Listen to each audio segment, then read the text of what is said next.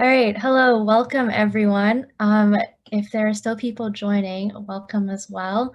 Thank you so much for coming and welcome to SRHacks. We are so excited to have everyone here. So can we get to the next slide, please?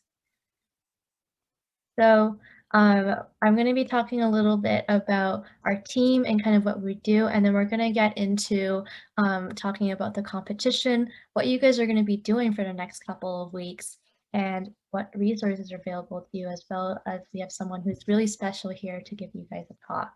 So welcome from the Science Rendezvous team. I don't know if you guys know us, but earlier this month, well, last month, we hosted a giant festival where we are bringing research from the labs onto the streets, and where many families for students like you guys come and visit and kind of see what's going on with research in STEM and STEAM. So this is science, technology, engineering, arts, and math. Awesome. I see someone's going over here. Next slide, please.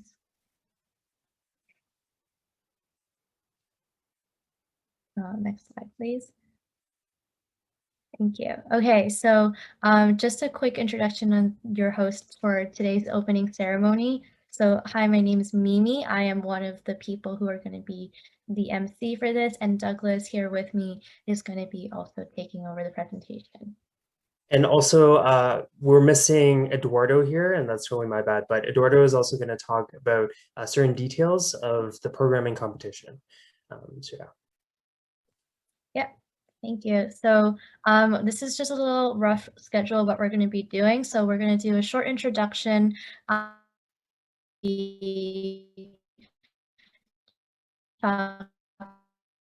keynote speakers.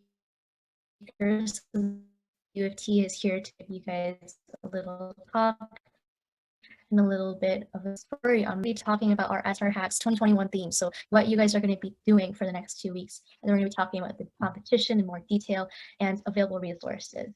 Next slide, please. All right, so we're going to be starting off by just talking about what SRHacks is. So just a note, if you guys, oh, I'm cutting off. Okay, if you need me to repeat anything, let me know. But if you guys have any questions, just go into the Q&A button, click on it, and then feel free to ask questions, and we have people who are ready to answer it for you. So what is a hackathon? So can I have the next transition? What exactly? Okay, yeah, so I'm going to be talking about what a hackathon is. So what exactly is a hackathon? So do you guys really know what a hackathon is? Have you guys heard of it before? Is it something that you're a little familiar with? Okay, so a lot of people probably don't know. It's not a hacking marathon. That's a really good guess, but it's not. Yes, it is a type of competition. You don't really present business ideas, but it's really close. Basically what it is that it's a competition, and you are usually given 1 day, so 24 hours to have, so you're given a question, so you're given a prompt, something like, hey, do something, make learning better, for example, and you have 24 hours to come up with a solution for this, and you have to present your idea and convince the judges that you have the best idea and your idea is the most original. So that's what this is. This is usually something university students do, but we're bringing this to you guys, the middle schoolers, because we think you guys would really like this. And so instead of having you guys have 24 hours to work, we're giving you guys 2 hours to do work. So that's what a hackathon is. And it's something that's super fun, fast paced, but you learn a lot, and you actually get to apply what you're learning in class to something that's relevant to today. And the next slide, please. And then Douglas will be taking over. Yeah, so we have different components of our SRHack. So this Science Rendezvous Hackathon is being held between June 6th to June 27th. And during this time, we will have a competition phase, and we'll talk about what that is in a sec, where you're either in the computational programming side or the engineering side, and you'll be working to build a product, building an innovation. So that's the first part. Then we also have a bunch of learning events that are going throughout the events. So we have our innovation speaking series and our workshops, and we'll talk about those. And those are to help you develop skills necessary for the competition. So coding and stuff like that. And then finally, we have our top 5 finalists from the competition from both sides, the engineering and the computer side. and they'll be giving a talk or a pitch, if you will, at our SRHackoff Day. So this is similar to Hackathon, where you have people coming together and giving a talk on stage, but we'll be doing it virtually to present your ideas to the world. So next, please. So with the competition, again, there's two sides. First, the engineering side, which is what Mimi is leading. Basically, you're tasked with the role of creating an invention that will accomplish our challenge. And we'll talk about our themes. We're releasing that throughout today in the next few moments. So you'll be using household items such as popsicle sticks, cardboard, pop cans. Mimi will go through more of that later. For the programming side, it's quite cool too, because you'll be using Microsoft MakeCode, which is a software where you can program using a block coding, and you can make a microbit, a chip, do certain things. So again, your goal is to accomplish our challenge using those tools, and Eduardo would be leading that competition. Next, please. So in our learning events, we have two of them. So the first one is our innovation speaking series, which happened this morning. We had our amazing speakers of Dr. Reber and Dr. Skinner really talking about how computer science is being used therapeutically for people with visual diseases, so they can't see properly, and also understanding the brain and how it works. Then we also have on the 27th, we also have different speakers. We also have our workshop program. So next slide. Yeah, so for the innovation speaking series, the first two speakers have just spoken this morning. And then on the 27th, we'll have Sheila Bagiana. So she's from Uganda, and she's in these startup companies called Frio2 Foundation and Chichi International, basically developing tools to create oxygen available for hospitals that are in rural communities and stuff like that for people with different diseases. And then hopefully we also have guest secret speaker from potentially Google X, or their startup company was a moonshot program from Google X, and now they're their own thing. But we'll announce that shortly once more things are being confirmed. Next slide.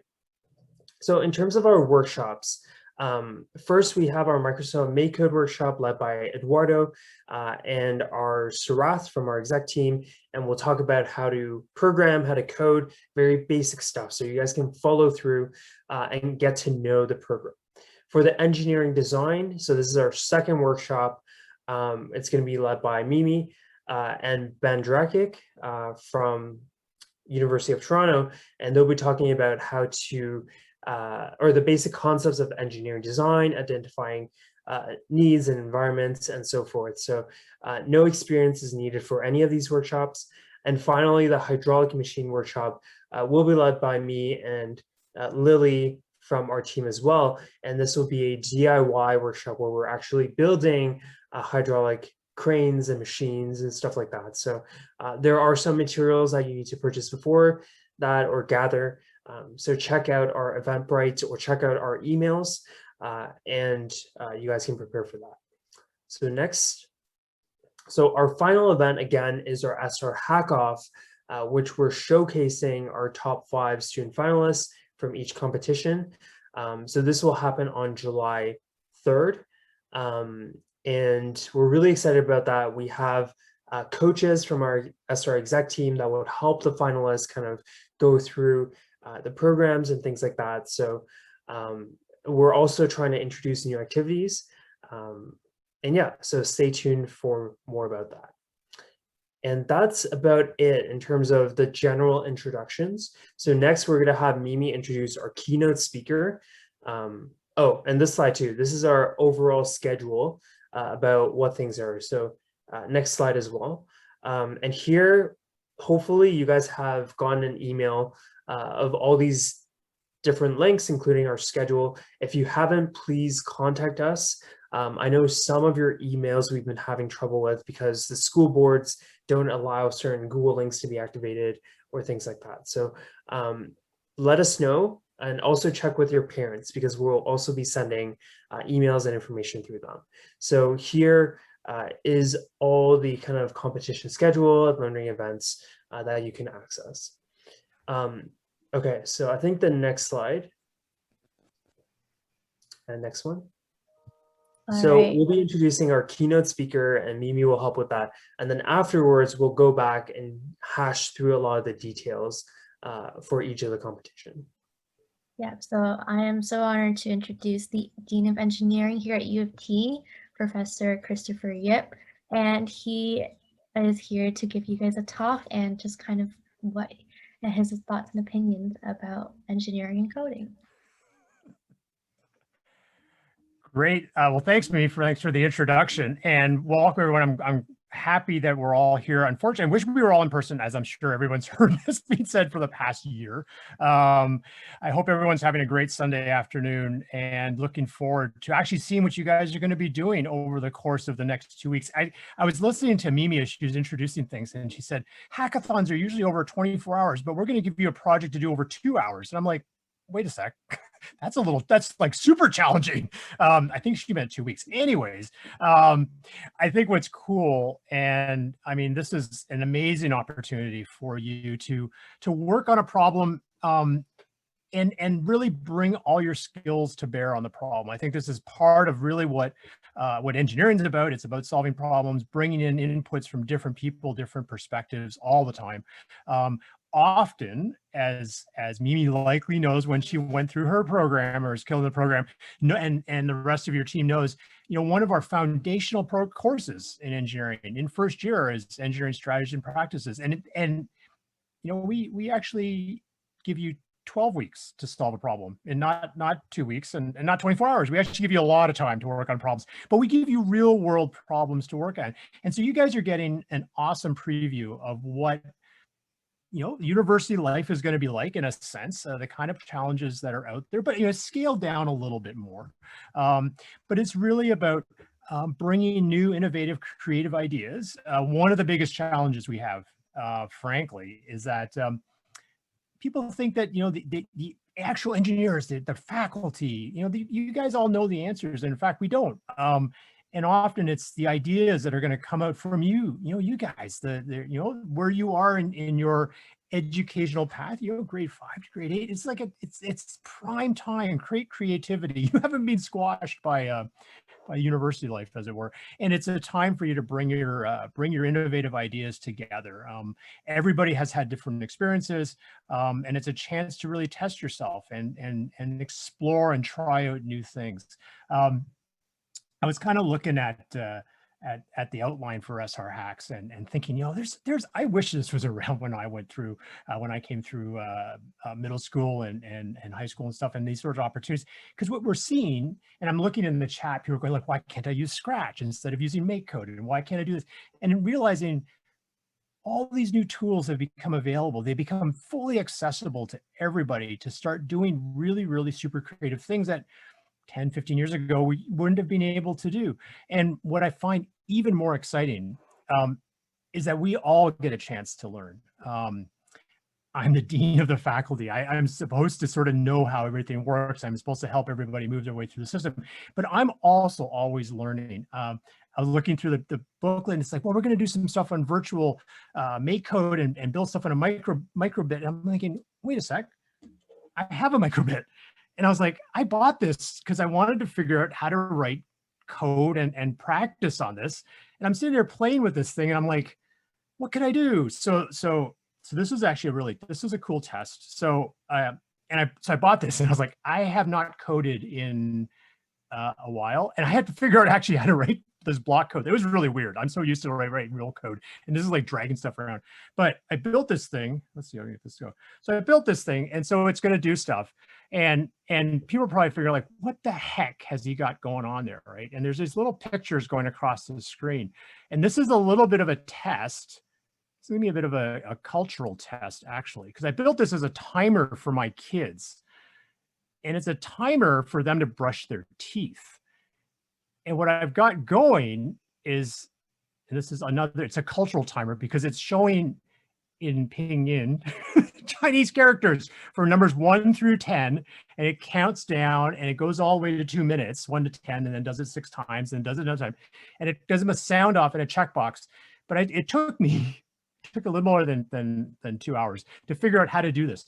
But the point was, this was a ton of fun for me to build this and play with this. And I realized, wow, there's a ton of stuff I can start. Sorry, this is kind of disappearing into the exploding Zoom background here.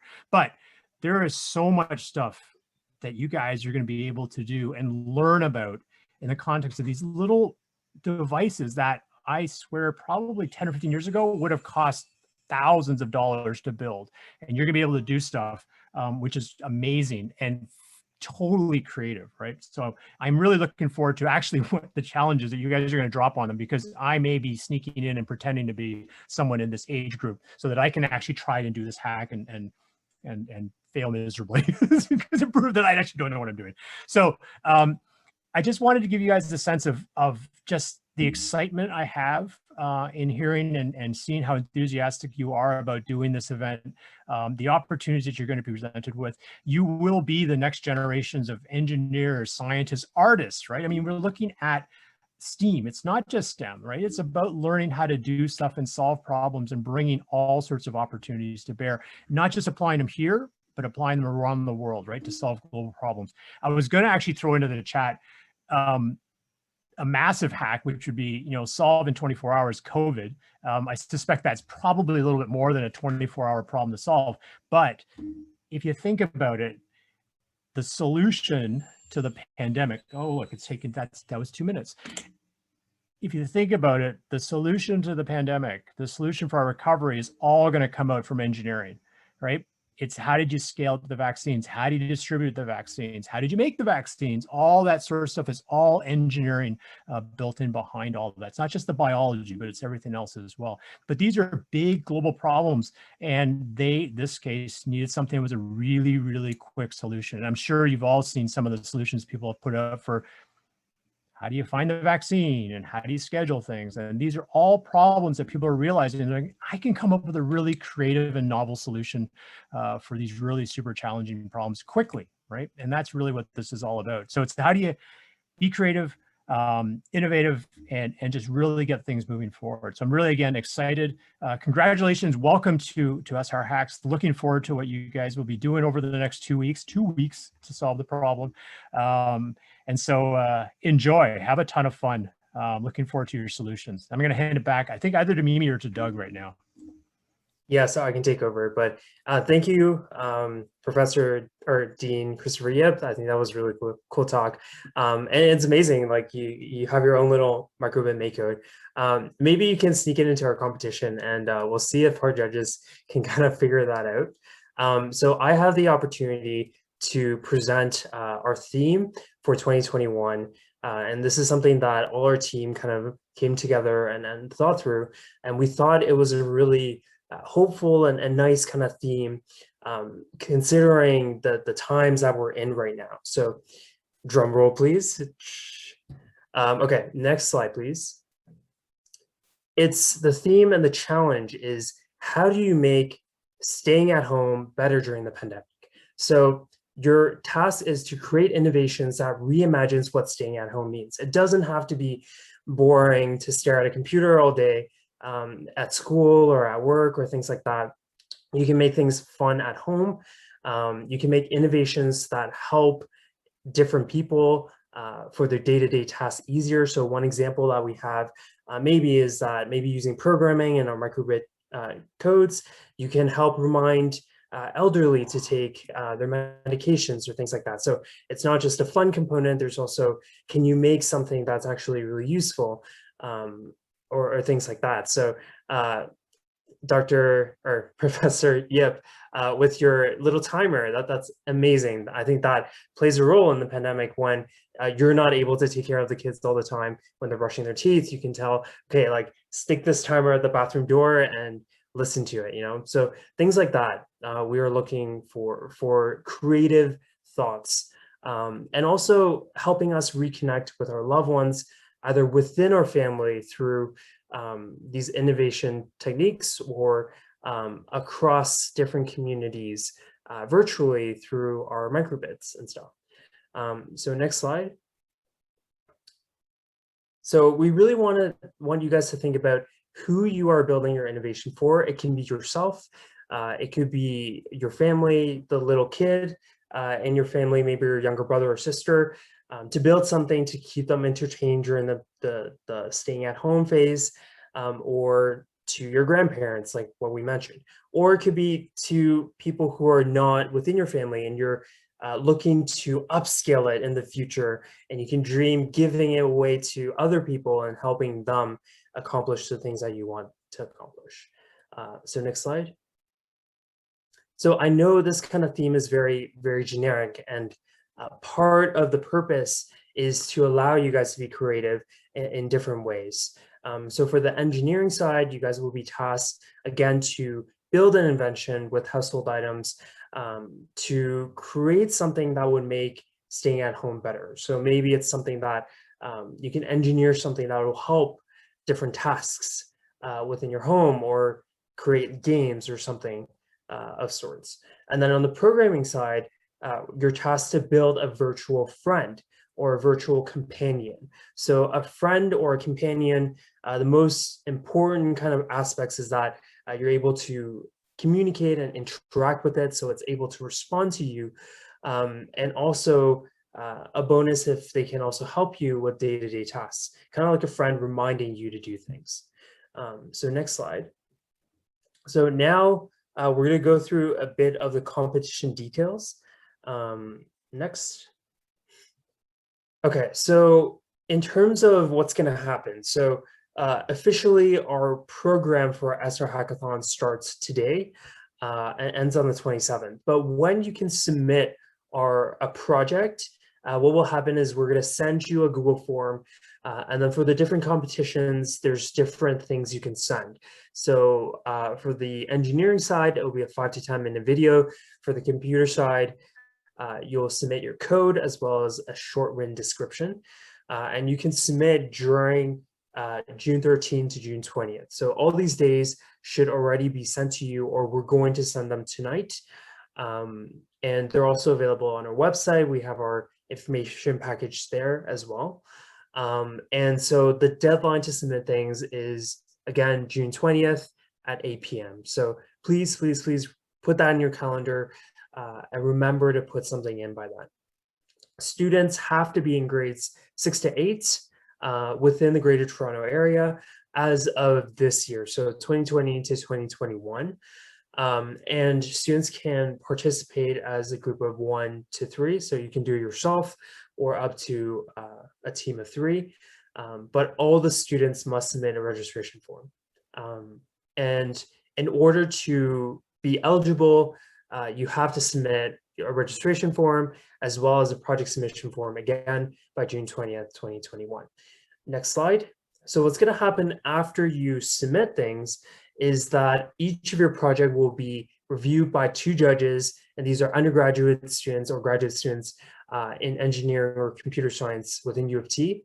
And those 2 judges will give you a score and will average the scores for your final score.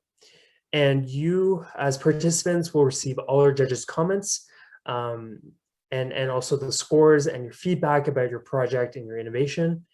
And then the top 5 finalists from each competition will be released on June 27th, 2021. So, and they'll be invited to our SR Hackoff Day on July 3rd to give a 5-minute talk and a Q&A session and present their ideas to the world. Next slide. And this is also our, hold on, go back one. Thanks, Sophia. So everyone who is selected as their top 5 finalists for either the computer side or the engineering side will receive a microbit as a prize. And so you can actually use your program, if you're a programmer, program side of things, and put it into the microbit chip just to kind of see how it functions. So as a finalist, you would automatically be getting one of those. If you present, or when you present at the SR Hackoff Day, you'll be fighting for cash prizes So first place would be $150, second place $100, third place $50, and fourth and fifth place will be $20 as a prize. And so that's really, really exciting. And we're looking forward to it. So Mimi will give you some details about the engineering side of things. Thank you, Douglas. Okay, so I already saw a bunch of questions about the engineering category. So basically for the engineering category, this is using only household items. So I saw someone ask about that. Yes, only household items. And what that means is here. So it is any product that's not food that you typically purchase for short term. So it's something that you usually throw away after a while. And this doesn't include your furniture. It doesn't include household appliances such as your toaster or your stove or your oven. And it doesn't include any other products that are usually not used up within 1 year. So this can include, what this means is that you can use discs and a pill box or clips or a paper clip or a milk jug or, anything like that. So this is something that you have to be using, and we will actually be looking to see that if you're going to be using any of these. So we have some exceptions. So we are asking that you guys don't spend any other money. So the whole point of this is you can make this at home, and anyone can make this at home. So please don't go out to Dollarama or something to go buy new materials unless you really need it. In the case where you do and you feel like you really need it and you can't afford it, please contact us and we can reimburse you, but this is a case-by-case basis. Next slide, please. So this competition, this engineering challenge, is very in line with actually what first-year engineering students are learning at U of T here. So as Professor Yip mentioned before, we have to take this 12-week design course where we have to come up with a solution. And so we're bringing that to you, but we're making this so it's something that you can do. So the whole point of this is to be creative and be original. So we're not only looking, we are looking to see whether your idea is functional, so whatever you're building is functional, but we're also looking to see how original your design is. So you need to tell us why what problem it's solving in staying at home, and why it's an idea that no one has done before. So this kind of ties into the submission details. So you are going to be making a 5 to 10 minute video where you're going to be showing your project and you're going to be explaining how it works. And then you're also going to explain what problem it solves and why your idea is original. So right now it seems a little bit intimidating because this is very vague, but that's kind of the whole point of it. Be creative, take this however you want and stay within the rules, and be as original as you can and innovate as much as you can. We are going to be having workshops about this. So for example, our hydraulics workshop, and we have an engineering design workshop. We're going to be going through kind of how a professional engineer on a day-to-day basis comes up with ideas and sees it from the idea section to the prototype section. So you guys will be able to know how to see how a professional engineer organizes their information from start to finish, and you will be able to apply that to your projects just like how a professional engineer would. So that's everything for the engineering competition. We are going to have a Q&A session at the end. So if you're not asking questions in our Q&A tab, feel free to ask that at the end, or feel free to ask it on our Discord. I'm going to be passing off to Eduardo now. Yeah. Sorry, before we move on, I just wanted to clarify. So go back a slide, Sophia.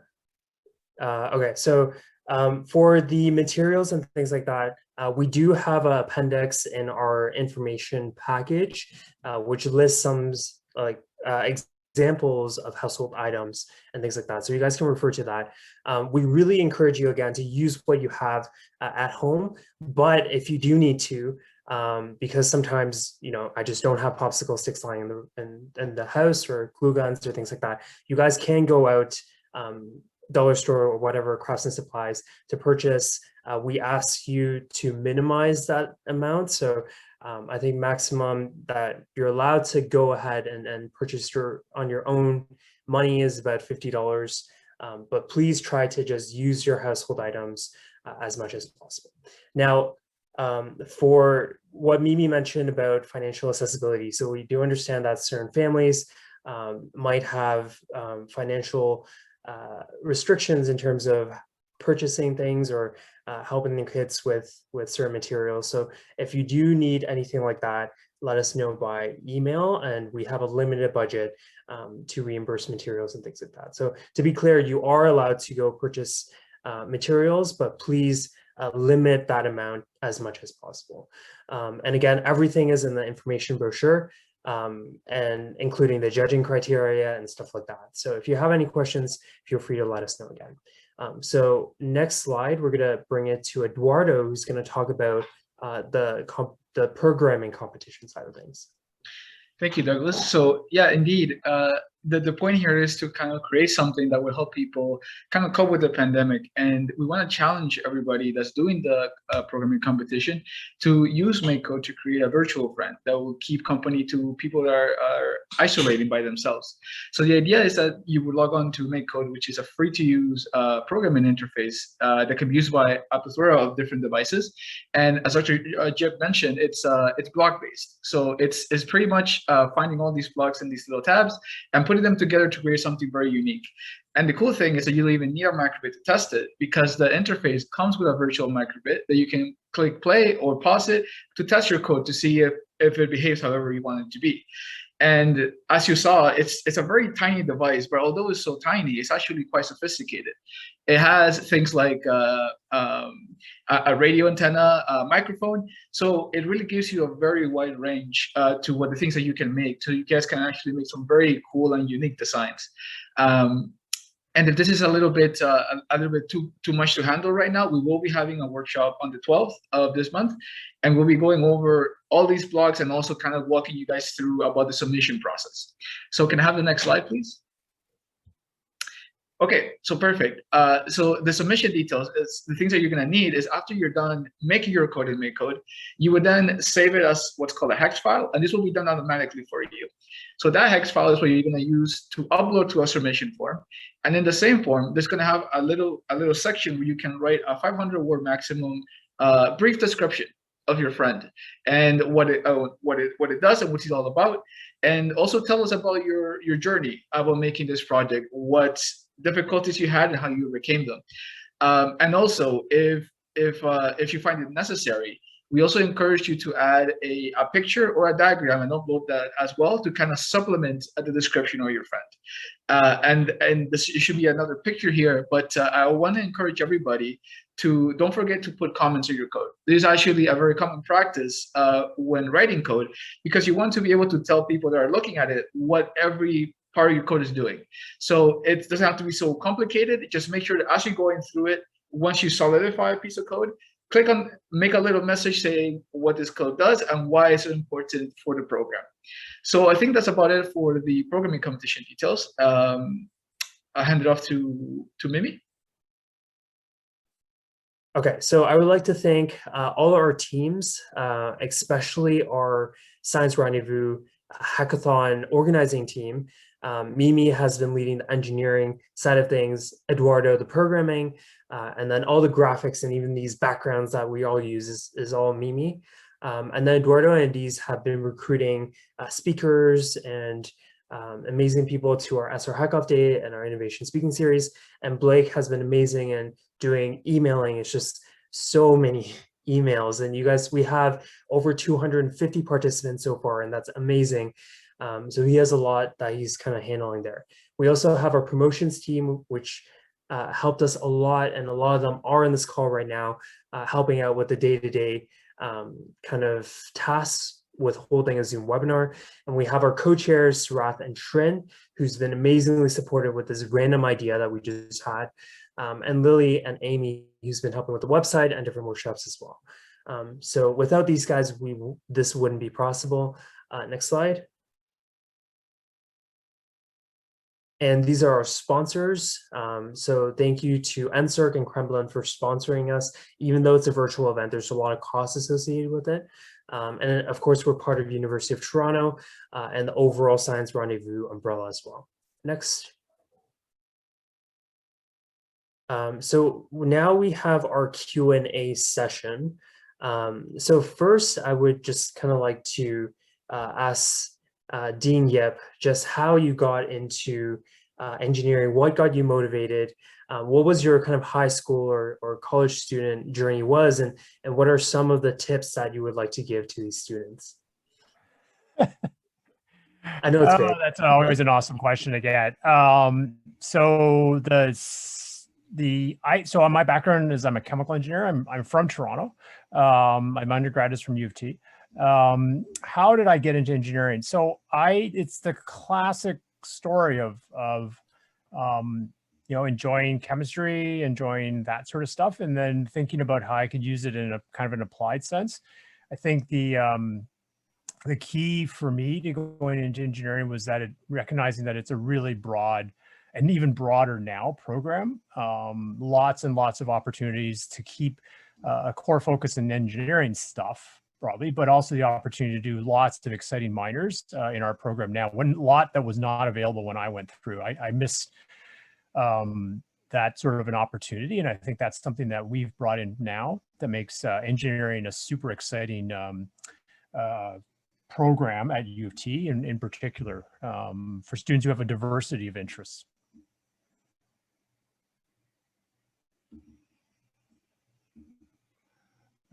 So I see questions. You guys want me to answer the questions off of the Q&A?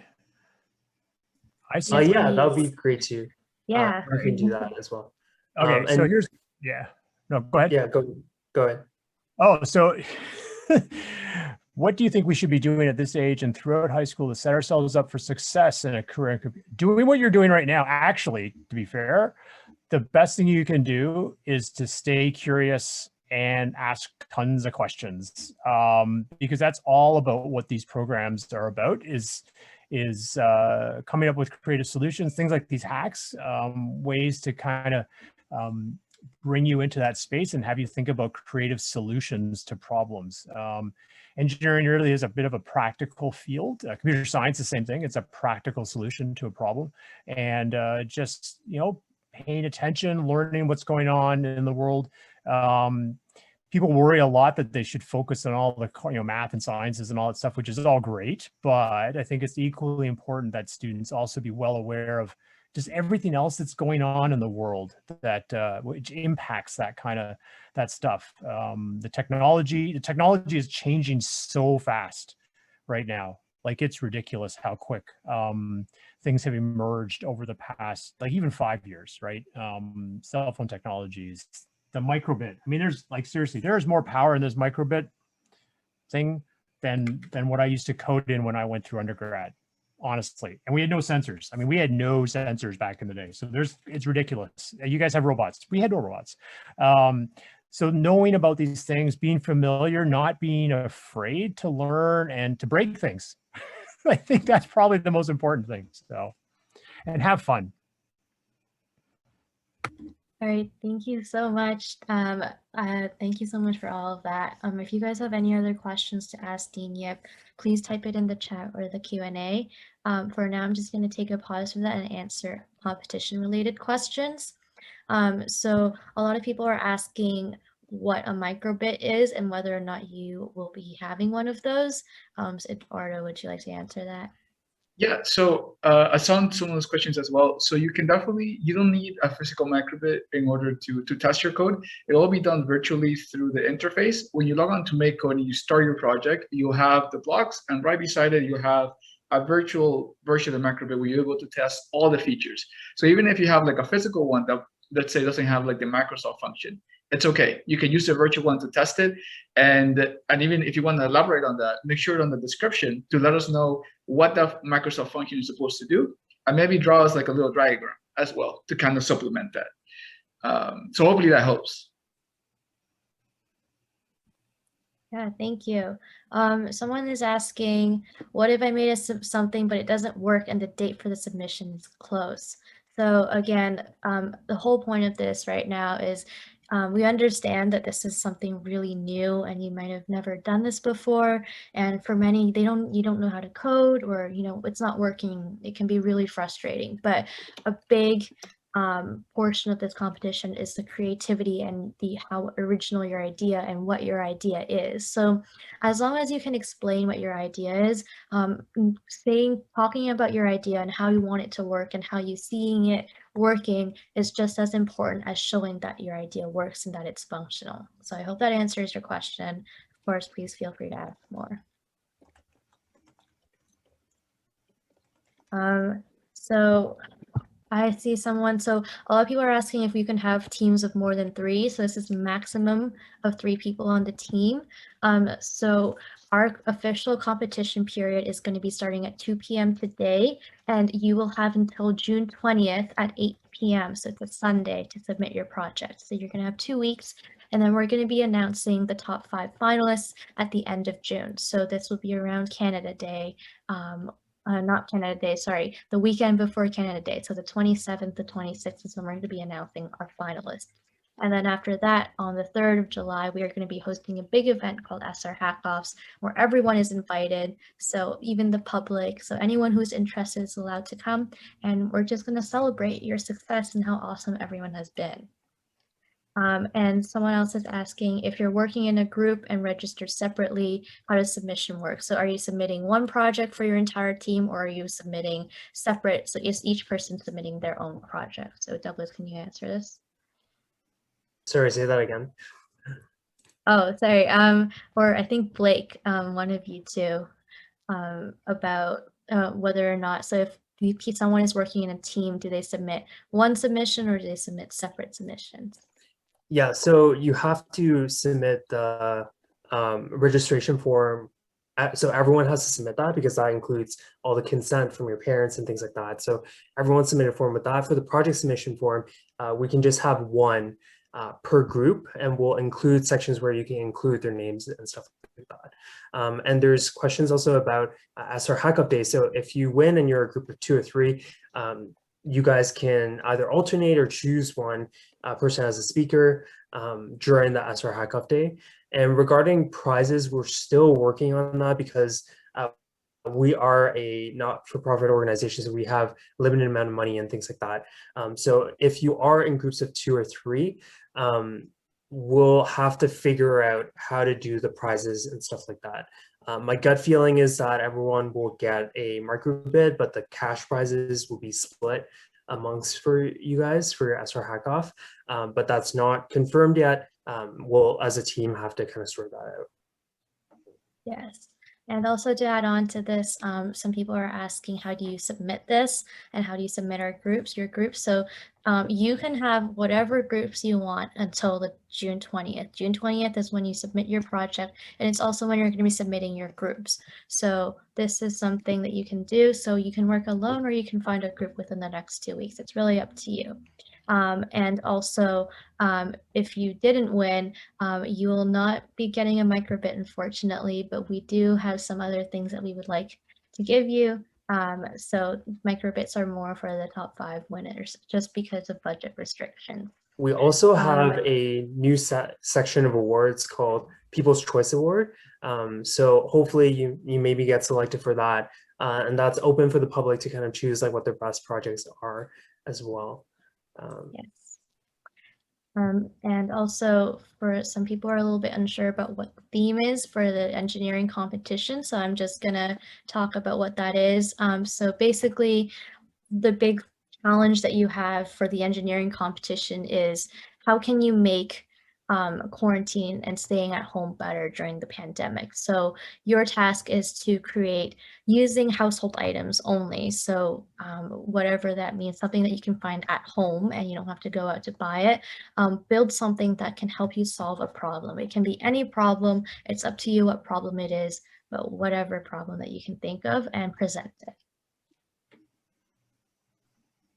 I have a question here on what if you already have a microbit, or what if you have an Arduino? What do you do?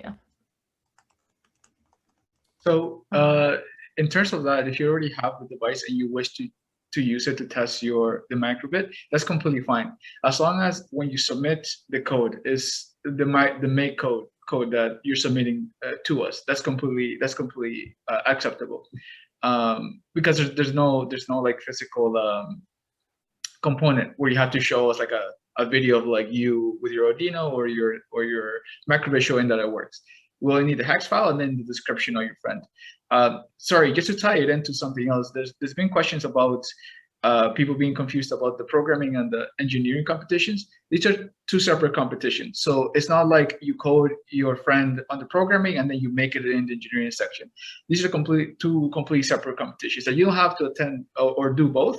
You can, but you can strictly stick to one if you choose to do so. Yeah, and just to kind of clarify with that as well, the Microsoft MakeCode is designed specifically for microbit. So if you do want to have some sort of complex structure where you have your microbit chip that's talking with your Arduino, that's doing other things, that's fine. But we're mainly going to focus on the programming specifically for the microbit. So just to be clear, and like what Eduardo said, this is all virtual. There's no physical component to the programming side. So if you want, you can draw out diagrams of how your microbit will work with different, motors or things like that. That's fine. But again, we're only marking the coding and the ideas. Yeah. I see a question here from Stefano asking whether or not you can do soldering iron and, all of that.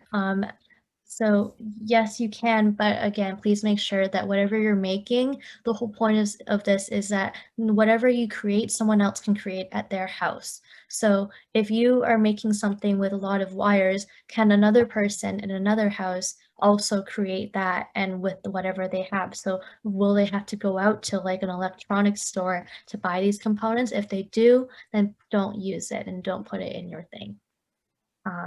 And yes, there are going to be 5 winners for each competition.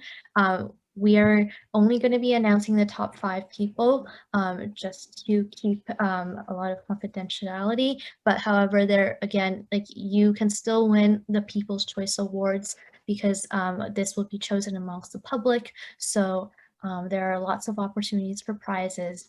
And yeah. Sorry, can you just add one more thing to the programming competition? There's some people were asking also about like the differences between like the block code, and do you have the option to choose between JavaScript or Python as your coding language? For this competition, we're strictly sticking to the block-based coding. So make sure that when you save your hex file, that it is in that block format. Yes. Okay. For people who are still asking about what each competition is about, we're going to be emailing out all of the brochures, so the competition details for each category very soon at 2 p.m. This will be emailed to you, and this will also be posted on the Discord channel. So you will be able to see what that is about. So don't worry if you missed it. And this is also recorded, and we are going to be posting all of our recordings. So don't worry. I have someone Sorry, who just to interrupt. So Yeah. it'll be sent later today. I don't know if we can do it right at 2 p.m. But so sometime tonight you'll receive it. So ask your parents or look into your email to double check. Yeah. So yeah, and if you guys have any technical issues, so for example, if you can't register in Discord, for example, just email us and let us know and we'll help you figure it out. And for all of you who are kind of confused about kind of what you're supposed to do, you have 2 weeks to do this. So if you have questions about that, please feel free to ask us. And we have some other questions about is there a way to share a project with your work partner to work on it? So how are you supposed to code together in a team? So Eduardo, can you answer that? There's no like real way to kind of or strict like work pipeline that I can suggest at the moment. But if I were to do it with a partner, I would just use things like Discord or any other type of like just social media to kind of like be able to share your code. So maybe you would have like the main code that you're gonna submit, and then you and your partner each have like copies of what you've done so far, and then you kind of come together and talk about like, okay, I made this change, this works, or I make this change, this works, and what do you think? And then once you agreed on what you want to make, then you edit the main file, and then that's what you will submit together. So that'll be my answer for that. Yeah, and also, are they allowed to purchase like other micro cameras and stuff to make their robots? I don't know if this is for coding, but if this is for engineering, again, please make sure that you're not buying anything that other people can't have access to. The whole point of this is if you're building something to help the pandemic, someone else could also use this idea and make it at their own house to help solve a problem that they might kind of need solving for. So that's kind of the whole point of that. Okay, so we're actually going to end our Q&A session now. Our team will still be online a little bit after this talk on this webinar, just to type in any questions or answers you guys have. But let's keep, next slide, please, just to kind of conclude. Is there a slide? Or maybe that's the end.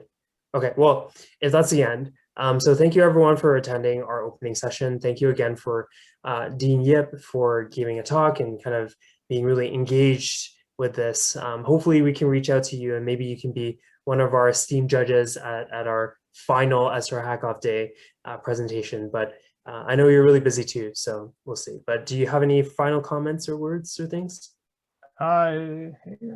Just hoping everyone has fun. Awesome. And again, thank you to all our Science Rendezvous team for putting all in the hard work. This is entirely voluntary and out of our kind of busy schedule as being researchers, engineers, and et cetera, et cetera. But feel free to reach out to us if you have any questions. And that's it. So that concludes our opening session. Our next event. So we do have a drop-in session on Discord on June 9th. And then we also have our workshops next week on the 12th and 13th. So just to kind of clarify, if you're already registered with us with SRHacks, you do not need to register again on Eventbrite. Those are only for public audiences. We will send you the webinar links 3 to 4 days before it goes. And again, be diligent if you guys can in checking your emails, checking or asking your parents to check emails, and so forth. So Sophia, if you can just put on some background music and then we'll end this kind of webinar. So thank you everyone for attending. And again, we'll stick around for 5 to 10 minutes just to answer the questions on the Q&A section. So thank you everyone. I actually want to say one more thing Sure. in relation to emails, because you mentioned emails. So I don't know if parents are attending this session right now, but some student emails are blocked because some students register with their student email or their school email. So I've been emailing the parents and keeping them informed about things. So if you're a student and you're not receiving any emails and use your school email, that's why you're not receiving any emails. And just to clarify that, your parent or guardian who you registered with will receive any information is sent via email, and they'll pass it on to you. So, yeah. Awesome. And yeah, so that's all. Thank you, everyone. And again, we'll be typing things on the Q&A. Sophia, cue the music.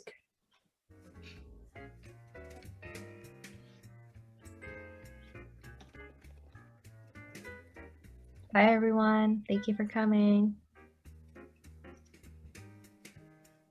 Great. See you guys. Have fun. Thank you, Dr. Jip. Yeah, No thank problem. you so much for coming. Have a good weekend. All right, you too. See ya. Bye. Bye.